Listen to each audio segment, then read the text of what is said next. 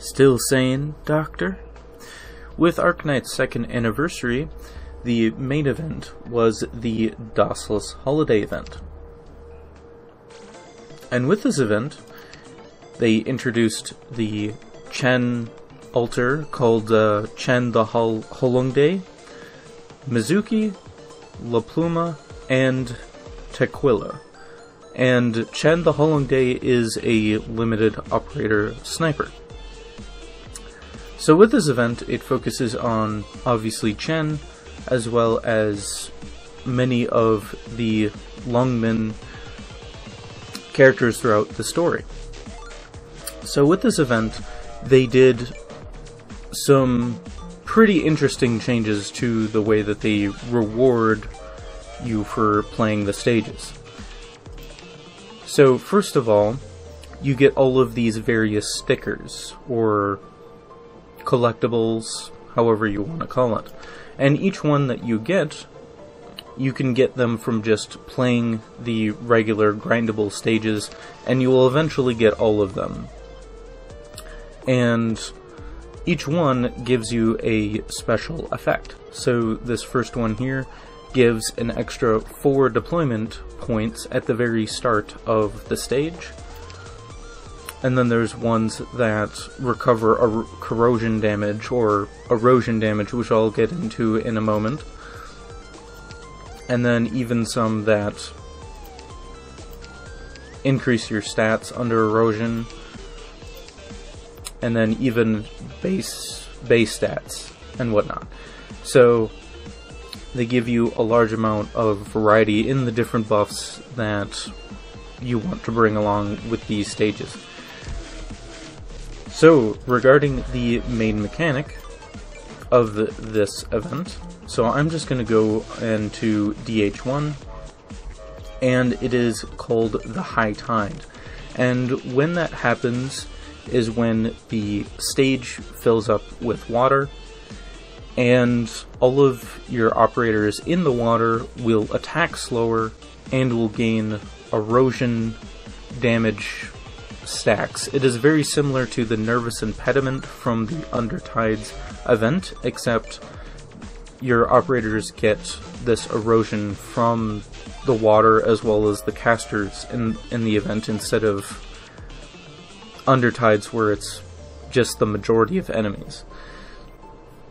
So the other thing to keep into consideration is that when High Tide happens, you cannot deploy your operators during the High Tide unless you have one of those stickers that removes that restriction. So let's take a look. So I decided that this time around, when looking at the event stage gimmicks, that I'm not going through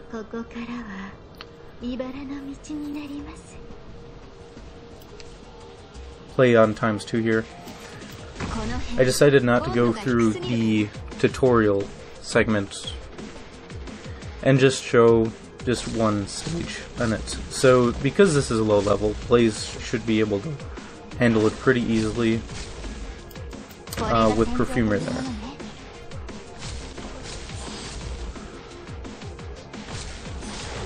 So once we kill enough enemies here, the water will come in. There is an effect that kind of warns you that it's going to happen within the next few seconds.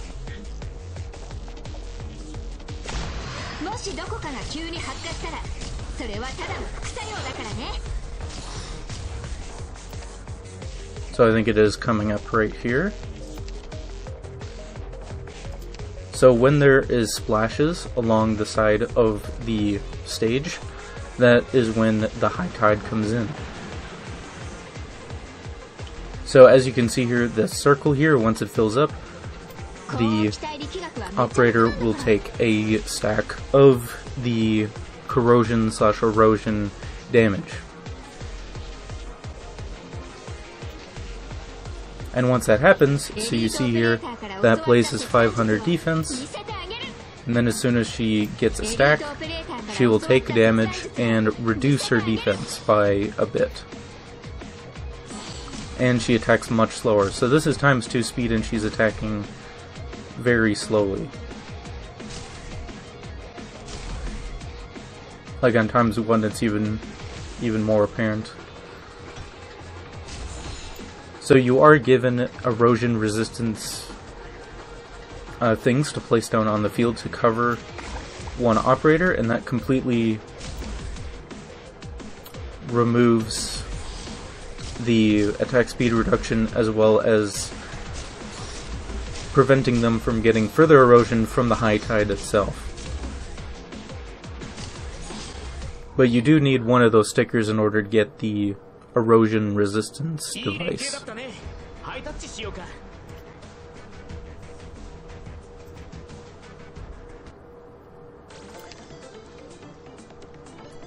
So another thing to keep in mind is that enemies also get affected by the high tide as well. They get reduced attack speed, movement speed, and continuously lose HP. So they gain a similar effect to your operators, except they actually lose health directly instead of waiting till the thing fully charges to stack. So some notable enemies this time around. We have Dock Workers, which stun after every few attacks, so they're basically like defense crushers from the main story, but they quickly lose HP under the effects of erosion. So if you can wait till high tide, or get them when it's high tide, they will quickly be defeated. And then some other enemies to keep in mind is the divers. They are immune to erosion, and they are invisible and gain increased attack when the high tide is in. So they can be kind of annoying. So the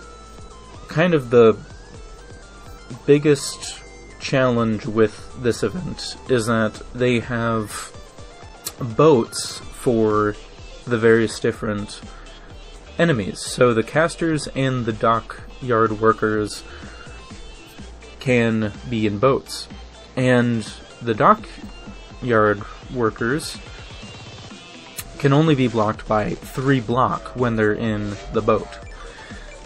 And this boat can be on land, so it's not like they're restricted to just water tiles in that way. So since it is 3 blocks, so you need defenders. So they're basically like bullies that turn into defense crushers as soon as you defeat their first form. And as you can see here, they have different defense stats and whatnot. And the Dockyard boats, anyway, actually run over the operators you have in their way that have less than 3 block. So they do quite a bit of physical damage. And let's see if I can find one with the casters. So the casters, they do an area of effect and deal a little bit of corrosion damage, so they can easily erode away all of the defense on your operators if they are the target of these casters for too long, because even when you have the stickers that recover the erosion as well as the shield, the resistance device, if there's enough casters on the field targeting one operator, they can still apply those stacks of erosion pretty easily. And then the speedboat for them has res, basically no res, just like the Dockyard Workers, and then once the boat is destroyed, they get a level of res. So it is kind of interesting in that way that they are heavily defended against one damage type over the other, depending on which form they're in. So I'll show a clip of that real quick.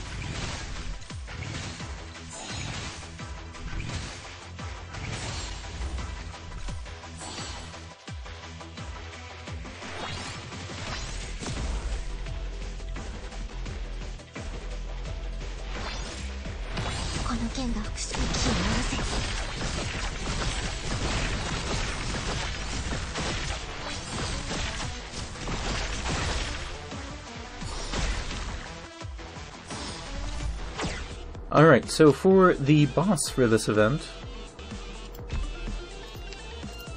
we have Pancho Celas, and he is kind of like the Dockyard motorboat, except tougher, naturally. So he does a few more focused attacks with range while he's in the boat, and then once you defeat him, he does a large amount of AoE damage. But I don't think he stuns. So he can be pretty tough, but in all honesty, with the EX stages, the harder versions of the dock worker leaders and the casters were significantly more problematic. And I forgot to mention also that they do have like explosive mines that if they are destroyed where your operators are, they deal physical damage and provide the erosion damage as well. But they do lose health over time. So if you can stall them long enough, then they aren't as much of an issue. But these guys, because they're 3 block and deal such high physical damage, as well as the casters doing the corrosion damage that reduces the defense of your operators, as well as the high tide itself not allowing you to place any operators down to stall during the high tide unless you have specific stickers activated. It has a very frustrating combination of effects and challenges on the field. So for this event, from my experience with past events, typically like the EX stages, EX 5 through 8 are usually the ones that I have the most issues with. And 5 and 6 are typically like a decent challenge, and then EX 7 and EX 8 are usually the very challenging ones when they are serious and really make use of the mechanics in the event. But this event took it one step further and added even tougher stages with DHS 1 through 4. And then also they have an Annihilation type stage. And this Annihilation stage I didn't really have any issues with until the very end. And it was very problematic to do this Annihilation stage for the full 400 enemy kills.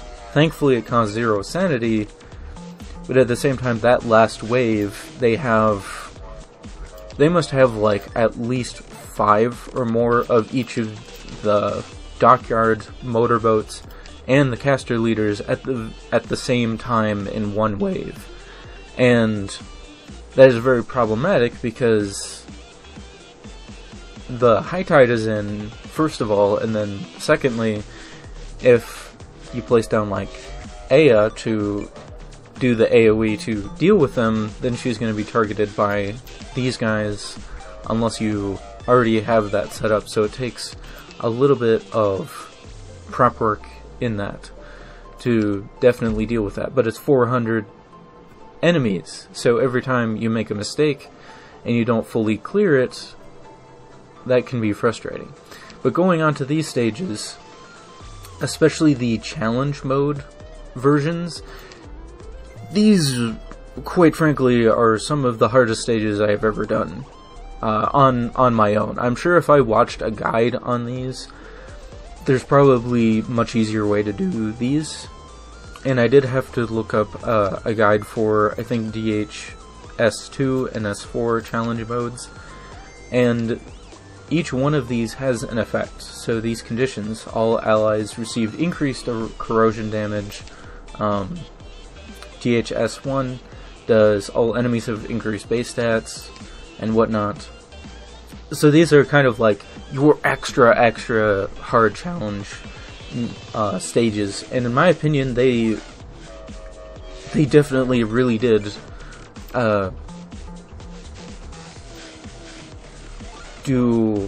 they really made them difficult. So on top of that, so with just going through the stages, I just wanted to make sure that I did include going over these pictures as well, just in case if you can't see them later on. I don't know why you wouldn't, but you never know with how they are doing the reruns, so you can pause those to read the notes as well. So yeah, this event has, in my opinion, has been one of the most challenging events, primarily because of these THS stages. And like I said before, the combination of having essentially bullies that turn into defense crushers once you defeat them, as well as casters that have seemingly extended ranges, like they seem to attack further away than your standard casters, and they have 2 health bars as well, and then not being able to place down operators during the high tide, as well as having the lower attack speed. It is just a combination of a lot of things that are both really challenging, but at the same time very frustrating to deal with. So on some of these events, I really like the challenge of it, like the Twilight of Walamode, or Walunde, I still don't know how to say that. I felt like it was a fair challenge, that the difficulty was very good in using the mechanics well and making the player think of how to do it. And in this way, with this mechanic, they do the same thing, but at the same time though, it is just the mechanics that are in the enemies and how they're doing it in combination with each other makes it so frustrating to deal with that there was many stages where I just decided to use a support unit suitor to just get it over with, because I just couldn't really think of a way to do it, or every time that I tried to practice it, just one of those things really got to me. And so, yeah, it definitely, if you wanted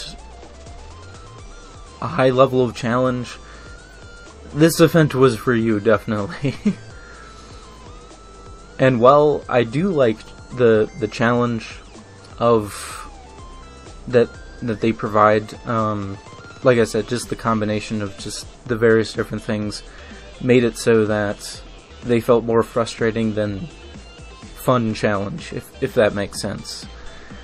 Like Chapter 8, for an example, with the civilians, as well as like what Tayula would do and whatnot, I thought that was good challenge. But here, like dealing with the 3 block, and then as soon as you kill them, they can stun your operators, and then having no defense from the corrosion. It's tough. Definitely. And then, if I didn't mention before, so every duplicate sticker that you earn, you recycle them in order to get the currency. And then once you get the currency, you can spend it on whatever materials you want. Like if you had already gotten the limited ones, they do have these unlimited farming ones. So you can kind of choose what you like. Normally you choose what stage to farm in order to get a specific material with a higher drop rate, and then this time around you can just choose which one you want and just use whatever stage you want, because they all give the same amount of points per sanity, as far as I know.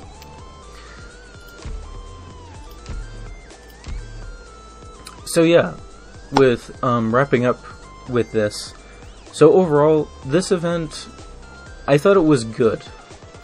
Definitely a good event. And I really enjoyed the story, although, to be honest, I really have no idea why Lynn wasn't the limited operator because of the story, but then again, I guess she technically isn't with Rhode Island whatsoever, so I suppose there's that. But in my opinion, it would have been an opportunity for Lynn to be playable instead of having an alternate Chen operator. But it is what it is. But overall, yeah, the challenge with this, I felt like with the EX stages and whatnot, they were good, but when brought up to that extra level that these DHS stages were, it kind of got really frustrating near the end, in my opinion. So, I don't know. Like, did you enjoy the extra challenge from this event? I mean, I'm open to the extra challenge, but it was just this specific event with those mechanics, in addition to how the enemies would do stuff, that really got to me. So overall, I think definitely one of the better ones this time around, the better events this time around, that did fully utilize its mechanic in a challenging, good way. It's just my personal preference on that challenge. So with that, thank you very much for watching, and have a wonderful day.